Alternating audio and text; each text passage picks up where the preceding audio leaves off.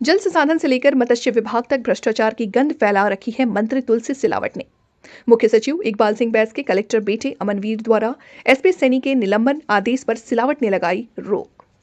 मध्य प्रदेश की शिवराज सरकार में कांग्रेस छोड़ भाजपा का दामन थामने वाले मंत्रियों की कार्यशैली पर मुख्यमंत्री जनता के सामने भले इन मंत्रियों की चाहे जितनी तारीफ कर लें, लेकिन हकीकत कुछ और ही निकल कर आ रही है। ज्योतिरादित्य सिंधिया खेमे के मंत्री अब प्रदेश सरकार की अफसरशाही पर भारी पड़ने लगी है। इस बार मामला जुड़ा है प्रदेश के मुख्य सचिव इकबाल सिंह बैस के बेटे अमनवीर सिंह बैस और जल संसाधन एवं मत्स्य उद्योग मंत्री तुलसी सिलावट से। अमनवीर सिंह इस समय बैतूल कलेक्टर हैं और स्वभाव से वे अपने पिता इकबाल सिंह बैस की तरह कठोर प्रशासक की छवि रखते हैं। बीते दिनों बैतूल जिले के घोड़ा डोंगरी में केज निर्माण कार्य में हुई घपलेबाजी के आरोप में अमनवीर सिंह ने तत्कालीन प्रभारी सहायक संचालक मत्स्योद्योग एसपी सैनी को निलंबित करने की सिफारिश की। शासकीय कार्य में भ्रष्टाचार के आरोपी रहे एसपी सैनी के निलंबन की जैसे ही सिफारिश कलेक्टर अमनवीर सिंह ने शासन से की, ये मामला तुरंत विभागीय मंत्री तुलसी सिलावट के पास पहुंचा। तुलसी सिलावट ने अपने व्यक्तियों को भेजे भ्रष्टाचार एसपी सैनी को उपस्थित होने को कहा। एसपी सैनी ने मंत्री सिलावट को 36 लाख रुपए के कार्य में हुए भ्रष्टाचार की संपूर्ण जानकारी दी। सूत्रों के मुताबिक मंत्री सिलावट ने एसपी सैनी से निलंबन आदेश रोकने के एवज में 50 लाख रुपए की मोटी रकम मांगी।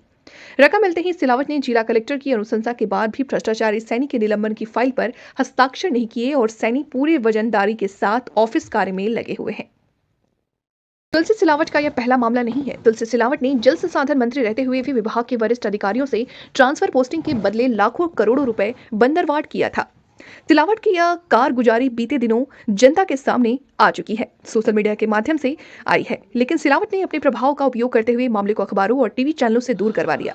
यही नहीं, धार जिले के कारम बांध निर्माण में भी जो भ्रष्टाचार हुआ था वो सिलावट के इशारों और उनकी देखरेख में ही अंजाम दिया गया था। कुल मिलाकर सिलावट को प्रदेश सरकार ने जिन 2 विभागों की जिम्मेदारी सौंपी है, दोनों ही विभागों में मंत्री सिलावट भ्रष्टाचार मचाए हुए हैं।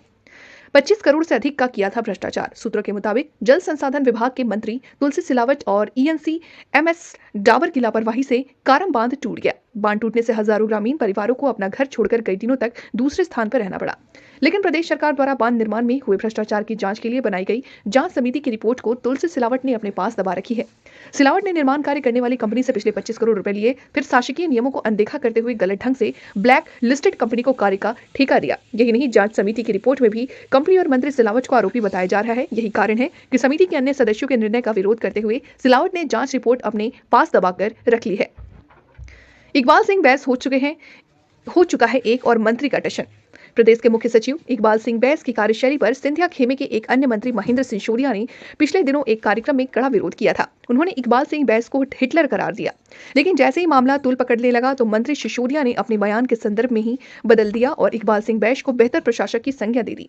जबकि देखा जाए तो इकबाल सिंह बैस एक साधारण छवि के प्रशासक है और यही कारण है कि मुख्यमंत्री शिवराज सिंह चौहान ने बैस की मर्जी के बिना ही दिल्ली से उनके मुख्य सचिव पद पर एक्सटेंशन की फाइल को स्वीकृति करवा ली। ऐसे में अब इकबाल सिंह बैस के बेटे के साथ सिंधिया खेमे के दूसरे मंत्री का यह विरोध कहीं भविष्य में एक बड़ा राजनीतिक स्वरूप न ले ले, जिसका नुकसान प्रदेश सरकार और भाजपा को उठाना पड़े।